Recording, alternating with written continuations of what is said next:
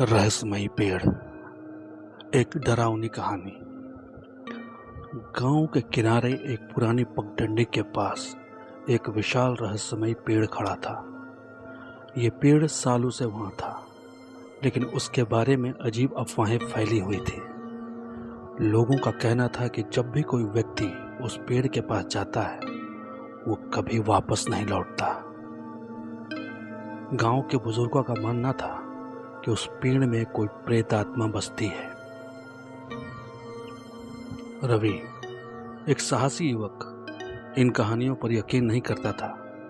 उसे लगता था कि यह सिर्फ गांव के लोगों के डर और अंधविश्वास का नतीजा है। एक रात जब गांव में सब सो रहे थे, रवि ने निश्चय किया कि वह उस पेड़ के पास जाकर देखेगा कि सच क्या है। वो अपनी टॉर्च और चाकू लेकर रात के अंधेरे में निकल पड़ा। जैसे जैसे वो पेड़ के पास पहुंचा, उसे चारों ओर की हवा भारी लगने लगी। अजीब सी ठंडक और सन्नाटा फैल गया।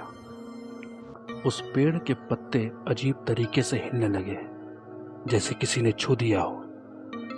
अचानक रवि को लगा कि पेड़ के नीचे कुछ हरकत हो रही है।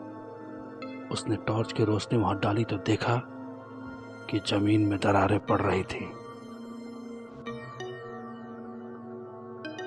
रवि का दिल तेजी से धड़कने लगा, लेकिन उसने हिम्मत नहीं हारी। जैसे ही उसने पेड़ के तने को छुआ, उसे लगा कि पेड़ की जड़ें जिंदा हैं और उसकी ओर बढ़ रही हैं।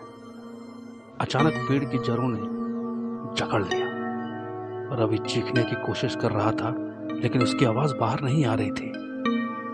पेड़ ने उसे जमीन के अंदर खींचने लगा। तभी एक बुजुर्ग व्यक्ति, जो गांव के सबसे पुराने रहस्य जानने वाले थे, वहां आ गए। उसने जोर से चिल्लाते हुए कहा, यह पेड़ प्राचीन श्रापित आत्माओं का घर है। जो भी इसे छूता है, वो उनका शिकार हो जाता है। बुजुर्ग ने अपने झोले से कुछ राख निकाली और पेड़ पर डाल दी। जैसे ही राख पेड़ पर गिरी, पेड़ की जड़ें पीछे हटने लगी और रवि छूट गया। पेड़ की जड़ें धीरे धीरे जमीन में समा गई और पेड़ सामान्य दिखने लगा। लेकिन रवि अब बुरी तरह से सदमे में था। बुजुर्ग ने बताया कि यह पेड़ कभी उस जगह पर उगा था जहां सदियों पहले कुछ निर्दोष लोगों की बलि दी गई थी। उनकी आत्माओं ने पेड़ को श्रापित कर दिया था। तभी से उस पेड़ हर किसी को अपने पास बुलाता है, उन्हें अपने श्राप का हिस्सा बना लेता है।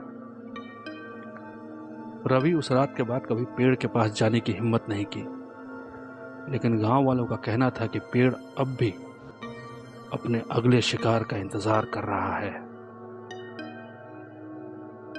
परंतु कहानी का असली रहस्य ये था कि जब अगली सुबह रवि जागा, उसके शरीर पर पेड़ की जड़ों के निशान थे।